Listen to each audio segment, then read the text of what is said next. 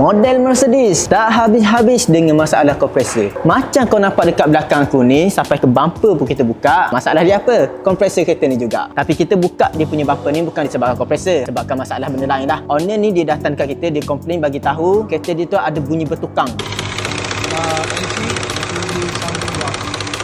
Dan bila kita cek, kita dapati masalah dia tu daripada dia punya kompresor. So bila kompresor dah bertukang macam tu, kebiasaannya kompresor ni dia dah pun menghasilkan black oil yang menyebabkan kita terpaksa tukar full sistem aircon kereta dia tu. Tapi untuk owner kereta ni, dia pandai, kira bagus lah macam ni. Sebabnya bila dia dengar ada bertukang dekat bahagian enjin dekat kereta dia tu, dia terus hantar dekat bengkel kita dengan towing. Jadi dia tak bawa sendiri. Sebabnya kalau andai kata dia paksa bawa juga, itulah yang menyebabkan boleh berlakunya black oil. Jadi untuk mengelakkan benda tu berlaku, dia bawa dekat bengkel kita dengan naik towing. So bila kita cek, yang problem dia tu memang bahagian kompresor saja, dan kompresor dia pun belum lagi menghasilkan black oil, dan disebabkan itu dia boleh menyelamatkan bahagian sistem-sistem aircon yang lain. Untuk korang dekat luar sana tu, jika korang ada masalah dengan aircon kereta korang, kompresor tu bunyi dah lain macam tu, better korang elakkanlah daripada terus bawa kereta korang tu. Sebaiknya korang teruslah bawa ke bengkel tu dengan naik towing. Sebabnya kita risau kos untuk korang repair bahagian dekat kereta korang tu jadi semakin tinggi. Okay? So untuk korang dekat luar sana, pengguna-pengguna Mercedes, jika korang ada apa-apa masalah dengan kereta korang, boleh je datang dekat bengkel kami, Transmart Auto Brands. Kami adalah expert dalam membaik pulih kereta Mercedes anda.